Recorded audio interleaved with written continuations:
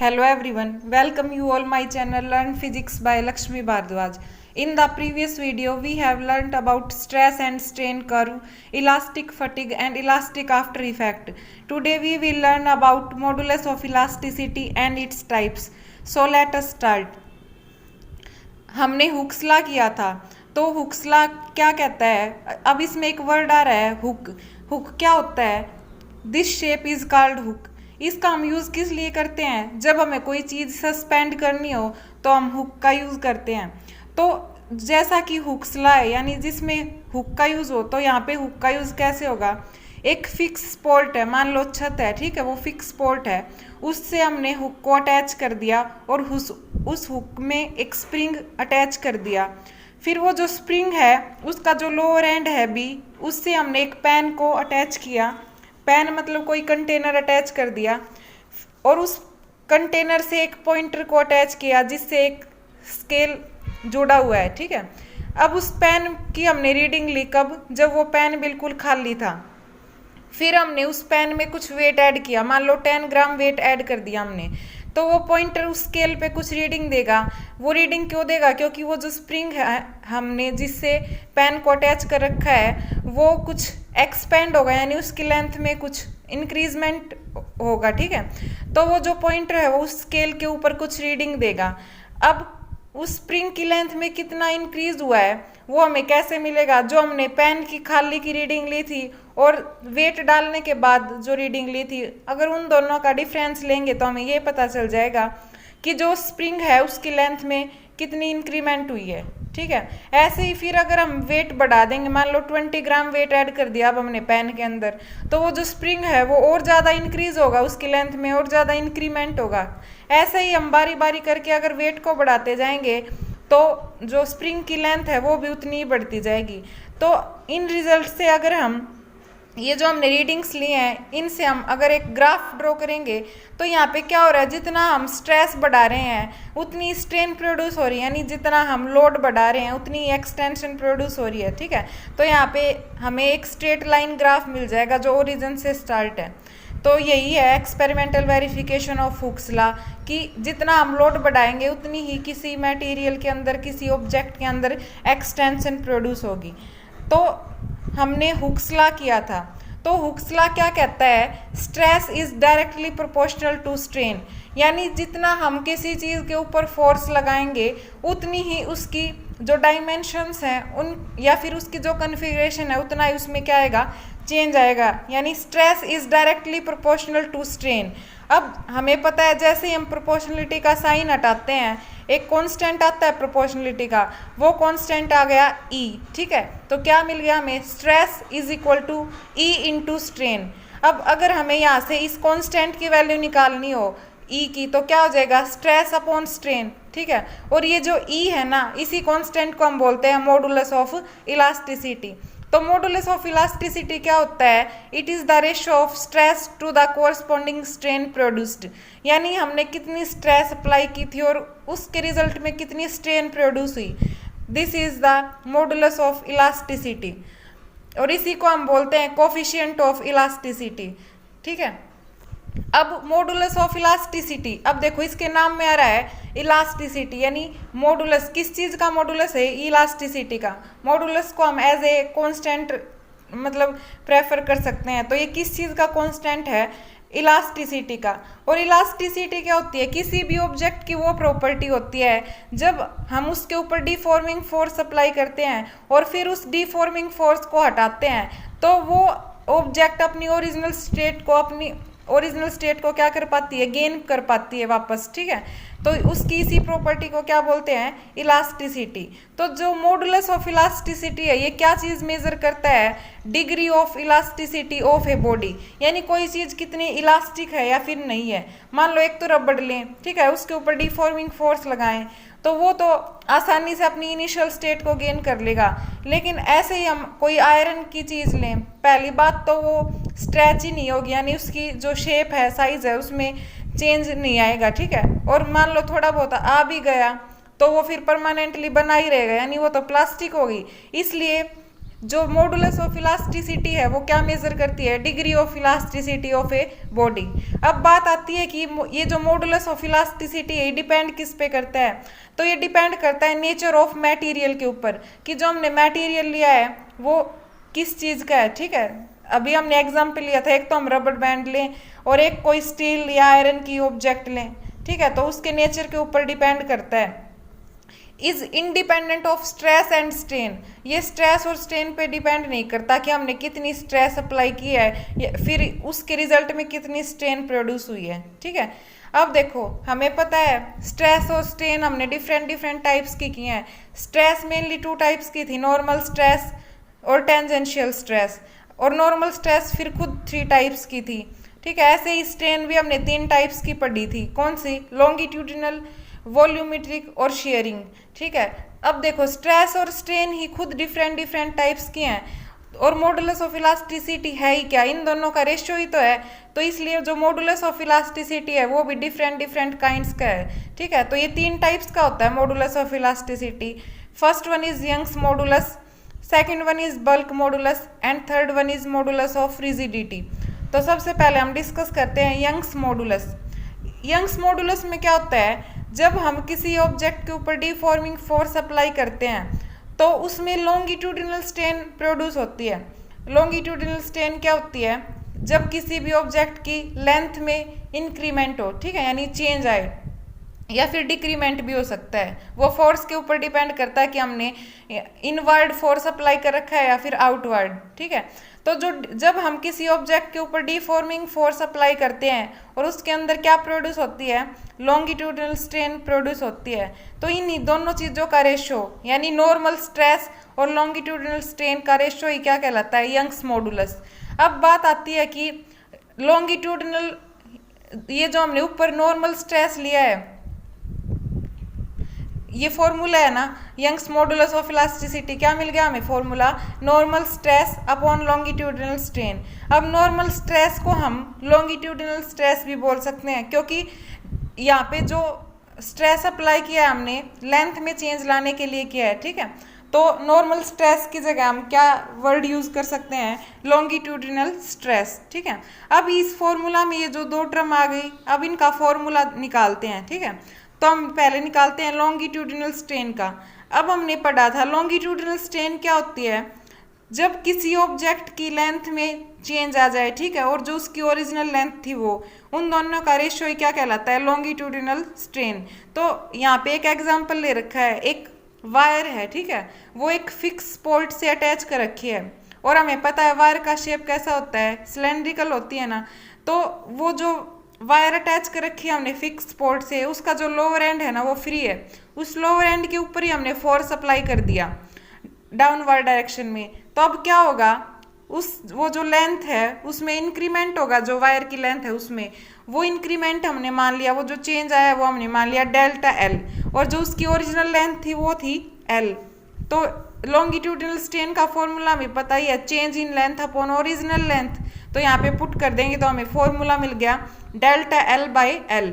अब हम normal stress या फिर लॉन्गिट्यूडिनल स्ट्रेस का फॉर्मूला निकालते हैं। स्ट्रेस का हमें पता है, जब हम किसी ऑब्जेक्ट के यूनिट एरिया पे कुछ फोर्स अप्लाई करते हैं दैट इज कॉल्ड स्ट्रेस। तो नॉर्मल स्ट्रेस का फॉर्मूला क्या हो गया, एफ बाई ए। अब देखो एरिया यहाँ पे कौन सा लेंगे हम, जिस एरिया के ऊपर हमने फोर्स अप्लाई किया था, और किस एरिया के ऊपर फोर्स अप्लाई किया था, जो ये सिलेंड्रिकल वायर है उसका बॉटम एरिया वो कैसा है, सर्कुलर ही तो है। ठीक है, इसको हम कुछ ऐसे समझ सकते हैं, ग्लास होता है, ठीक है, जिसमें पानी वगैरह पीते हैं हम डेली यूज में, जो यूज करते हैं वही ग्लास। तो जो ग्लास होता है वो सिलेंड्रिकल होता है ना, लेकिन अगर हम ये कहें कि उसका बॉटम कैसा होता है, सिर्फ बॉटम, तो वो सर्कुलर ही होता है ना। तो ऐसे ही यहाँ पे जो वायर है, जिस एरिया के ऊपर, जिस सरफेस के ऊपर जो फोर्स अप्लाई किया हमने, उसका वो एरिया कैसा, वो सर्कुलर है। ठीक है, तो एरिया ऑफ सर्कल हमें पता है क्या होता है, पाई आर स्क्वायर। तो यहाँ पे पुट कर देंगे हम, तो हमें क्या मिल जाएगा, normal stress F upon pi R square. ठीक है, अब यंग्स मॉडुलस का जो फॉर्मूला है यहाँ पे इन दोनों वैल्यूज को हम पुट कर देंगे, तो क्या आ गया, y is equal to F upon pi R square upon delta L by L. अब देखो हमें क्या मिल गया, डबल रेसिप्रोकल है तो ये ऊपर चला जाएगा, तो क्या हो जाएगा F into L upon pi R square into delta L. ठीक है, अब हमें पता है L बाई डेल्टा एल ये स्ट्रेन है। ठीक है, और स्ट्रेन कैसी होती है, एक यूनिट लेस क्वांटिटी होती है। तो हमारे पास अगर हम इसकी SI यूनिट निकालें तो क्या आ जाएगी, फोर्स की न्यूटन, और ये जो एरिया है, एरिया की क्या होती है मीटर स्क्वायर, तो SI यूनिट क्या आ गई, न्यूटन पर मीटर स्क्वायर, और इसी को क्या बोलते हैं हम, पास्कल बोलते हैं। ठीक है, और अगर हमें इसका डायमेंशनल फॉर्मूला निकालना हो तो फोर्स का क्या होता है ML T-2। ठीक है, और अपॉन में एरिया, एरिया का फॉर्मूला क्या होता है लेंथ इंटू ब्रेड्थ। लेंथ को भी हम किस डायमेंशन से यूज डिनोट करते हैं, कैपिटल L से, और ब्रेड्थ को भी कैपिटल L से। तो नीचे क्या हो जाएगा L स्क्वायर। जब हम इन दोनों को सोल्व करेंगे, ऊपर वाली डायमेंशन को भी और नीचे वाले को भी, तो क्या हो जाएगा dimensional formula ML raise to power -1 T raise to power -2 closed in the square bracket. तो ये था यंग्स मॉडुलस। ठीक है, और यंग्स मॉडुलस सिर्फ सॉलिड ऑब्जेक्ट्स के लिए इन्वॉल्व होता है। क्यों, क्योंकि हमें पता है जो सॉलिड ऑब्जेक्ट्स होती हैं उनका जो शेप साइज लेंथ है वो फिक्स रहता है। ठीक है, और यहाँ पे यंग्स मॉडुलस में भी जो स्ट्रेन प्रोड्यूस हो रही है वो लेंथ वाइज प्रोड्यूस हो रही है ना, इसलिए जो यंग्स मॉडुलस है वो सिर्फ इन्वॉल्व होता है किसमें, सॉलिड ऑब्जेक्ट्स में। Next one is bulk modulus of elasticity. ठीक है, बल्क मॉडुलस ऑफ इलास्टिसिटी, या इसको क्या बोलते हैं हम, वॉल्यूमेट्रिक मॉडुलस ऑफ इलास्टिसिटी भी बोलते हैं। इसमें क्या होता है वॉल्यूमेट्रिक या फिर बल्क मॉडुलस ऑफ इलास्टिसिटी में, इसमें हम किसी ऑब्जेक्ट के ऊपर जब डिफॉर्मिंग फोर्स अप्लाई करते हैं ना, नॉर्मली इनवर्ड या आउटवर्ड, मतलब परपेंडिकुलर डायरेक्शन में इनवर्ड या आउटवर्ड, तो क्या होता है वो जो बॉडी है वो किसके अंदर जाती है, उसकी वॉल्यूम में चेंज आता है, शेप में कोई चेंज नहीं आता। ठीक है, वो वॉल्यूम घट भी सकती है और बढ़ भी सकती है। ठीक है, अब ये बात किसके ऊपर डिपेंड करती है कि वॉल्यूम इंक्रीज होगी या डिक्रीज होगी, कि हमने फोर्स इनवर्ड अप्लाई कर रखा है या फिर आउटवर्ड अप्लाई कर रखा है। ठीक है, तो वो जो उसकी वॉल्यूम में चेंज आएगा। ठीक है, और जो हमने स्ट्रेस अप्लाई किया है उसी को क्या, उन दोनों के रेशियो को क्या बोलते हैं हम, वॉल्यूमेट्रिक स्ट्रेन। ठीक है, तो the ratio of normal stress to the volumetric strain in a body within elastic limit is called volumetric or bulk modulus of elasticity. Clear है, इन दोनों के रेशियो को क्या बोलते हैं हम, volumetric or bulk modulus of elasticity. Clear है, और बल्क मॉडुलस ऑफ इलास्टिसिटी को हम K से भी डिनोट करते हैं और कैपिटल B से भी। अब देखो, अब इसका फॉर्मूला क्या हो गया बल्क मॉडुलस ऑफ इलास्टिसिटी का, normal stress to the volumetric strain, और नॉर्मल स्ट्रेस की जगह हम एक अनदर वर्ड भी यूज कर सकते हैं, क्या, वॉल्यूमेट्रिक स्ट्रेस। ठीक है, अब देखो इन दोनों टर्म्स का फॉर्मूला निकालते हैं हम। सबसे पहले वॉल्यूमेट्रिक स्ट्रेन का निकालते हैं। वॉल्यूमेट्रिक स्ट्रेन क्या होती है, जब हम किसी चीज़ के ऊपर डिफॉर्मिंग फोर्स अप्लाई करते हैं तो उसकी वॉल्यूम में जो भी चेंज आता है, ठीक है, यानी उसकी वॉल्यूम में जो चेंज आता है और जो उसकी ओरिजिनल वॉल्यूम थी वो, उन दोनों का रेशियो ही क्या कहलाता है, वॉल्यूमेट्रिक स्ट्रेन। क्लियर है, तो यहाँ पे इसको ऐसे समझ सकते हैं, एक एग्जांपल लेके, हमारे पास मान लो एक पिंग पोंग बॉल है, ठीक है, जो प्रेस हो जाती है वो वाली, तो उसको हमने पानी के अंदर छोड़ दिया अंडर हाई प्रेशर, तो अब वो जो पानी है वो हर डायरेक्शन से उस बॉल के ऊपर क्या लगा रहा है, फोर्स लगा रहा है, डिफॉर्मिंग फोर्स। ठीक है, तो वो डिफॉर्मिंग फोर्स क्या काम करेगा, यहाँ पे वॉल्यूम में चेंज लाने का काम करेगा, तो विदाउट चेंजिंग इट्स शेप। ठीक है, तो क्या होगा, वो वॉल्यूम मान लो डिक्रीज हो गई, डेल वी आ गई। ठीक है, तो वॉल्यूमेट्रिक स्ट्रेन क्या आएगी, minus del V upon V. ठीक है, यानी जो उसकी वॉल्यूम में चेंज आया है वो, और अपॉन में जो उसकी ओरिजिनल वॉल्यूम थी वो, और नेगेटिव साइन किस लिए, क्योंकि यहाँ पे वॉल्यूम डिक्रीज हो रही है, क्योंकि जो फोर्स है वो इनवर्ड लग रहा है इसलिए। फिर है नॉर्मल स्ट्रेस या फिर वॉल्यूमेट्रिक स्ट्रेस। ठीक है, इसका क्या फॉर्मूला होगा, स्ट्रेस। अब देखो, स्ट्रेस का हमें पता है क्या होता है, जब किसी ऑब्जेक्ट के यूनिट एरिया के ऊपर जो फोर्स लगता है दैट इज कॉल्ड स्ट्रेस। तो नॉर्मल स्ट्रेस क्या हो जाएगा यहाँ पे, या फिर वॉल्यूमेट्रिक स्ट्रेस क्या हो जाएगा, फोर्स पर यूनिट एरिया। अब ये दोनों फॉर्मूलाज हम बल्क मॉडुलस ऑफ इलास्टिसिटी वाले फॉर्मूला में पुट कर देते हैं, तो B इज इक्वल टू क्या हो जाएगा, F by A upon minus del V by V. तो ये क्या हो जाएगा, डबल रेसिप्रोकल है तो क्या हो जाएगा, minus F into V upon A into del V. और अब हमें पता है वी अपॉन डेल वी, ये तो एक स्ट्रेन बना रही है, मतलब स्ट्रेन का फॉर्मूला, तो ये एक यूनिट लेस क्वांटिटी होती है। अब हमारे पास बचा क्या, एफ बाई ए, और एफ बाई ए यानी फोर्स पर यूनिट एरिया क्या होता है, प्रेशर का फॉर्मूला, तो इसको हमने पी पुट कर दिया, तो हमारे पास क्या आ गया, B is equal to minus P V upon del V. Clear है।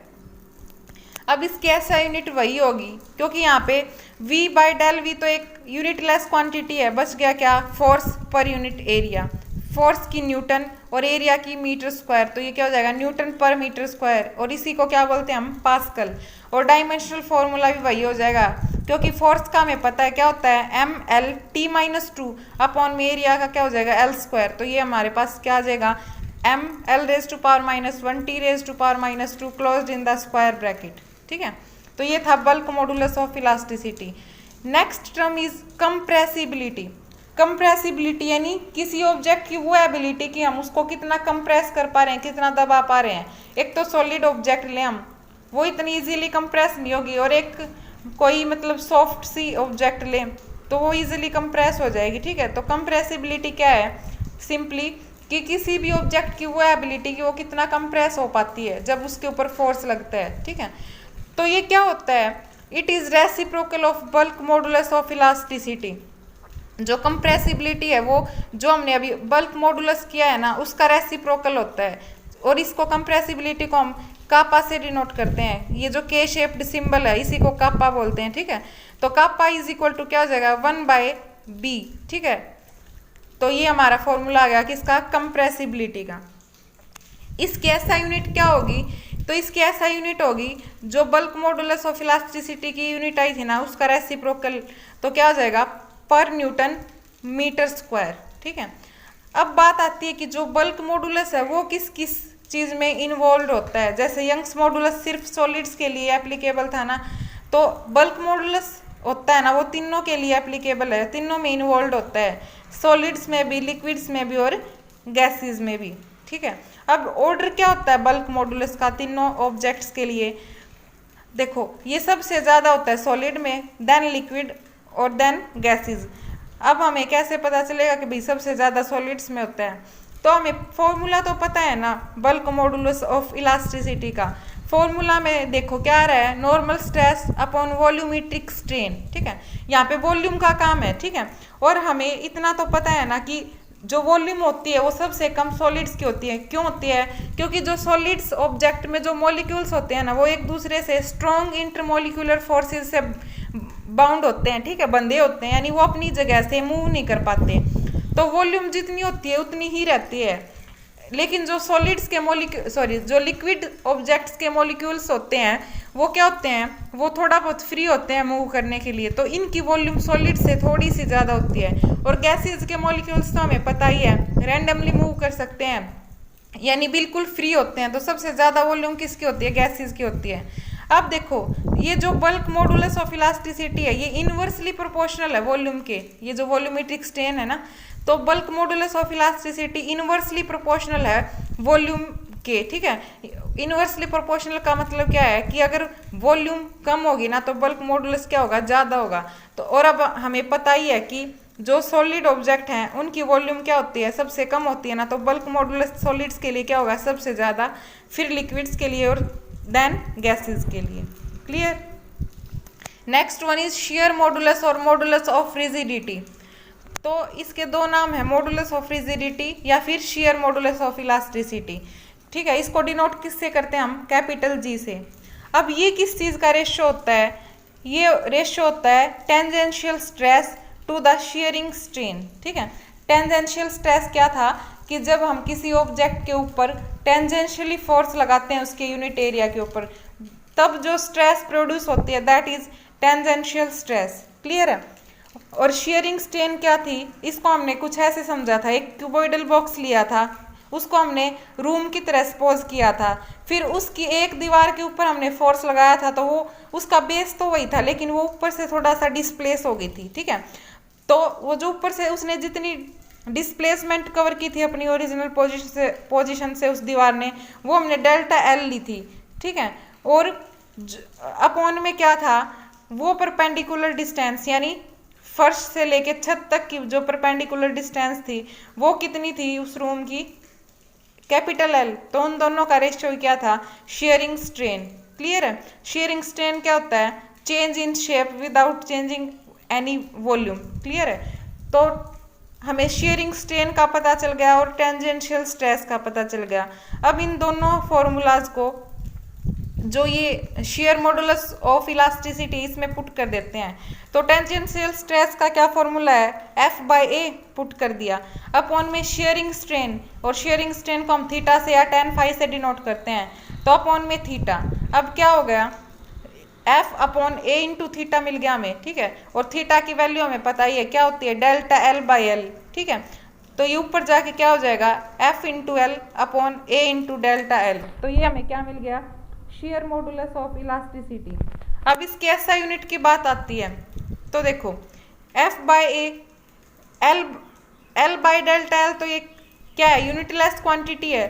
बच गया क्या हमारे पास, एफ बाई ए। एफ की हमें पता है न्यूटन, और एरिया की क्या होती है, मीटर स्क्वायर। तो ये क्या हो जाएगा, न्यूटन पर मीटर स्क्वायर, और इसी को क्या बोलते हैं हम, पास्कल।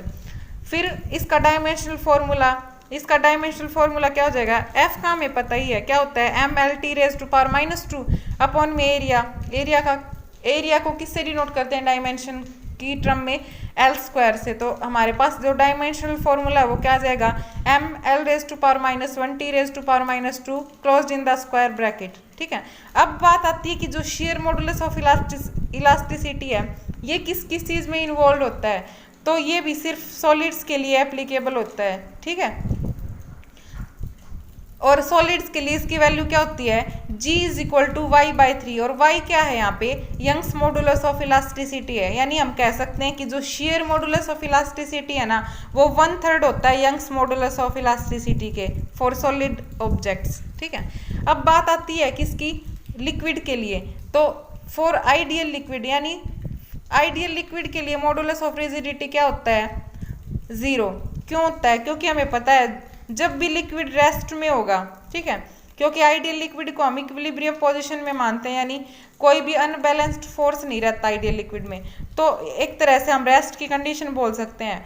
तो हमें पता है जब भी लिक्विड रेस्ट में होगा तो वो कोई टेंजेंशियल फोर्स अप्लाई नहीं कर सकता। तो हमें फॉर्मूला पता है इसका शेयर मॉडुलस ऑफ रिजिडिटी का, क्या कि इसमें टेंजेंशियल स्ट्रेस होता है और स्ट्रेस में फोर्स यूज होता है, टेंजेंशियल फोर्स। लेकिन आइडियल लिक्विड के लिए तो टेंजेंशियल फोर्स कुछ होता ही नहीं, इसलिए जो मॉडुलस ऑफ रिजिडिटी है इनके लिए क्या हो जाएगा, 0 हो जाएगा आइडियल लिक्विड्स के लिए। क्लियर है। तो ये हमारी वीडियो थी। अगर आपको सच में पसंद आई हो तो please like this video, share this video, and if you are new on this channel then subscribe also. Thank you.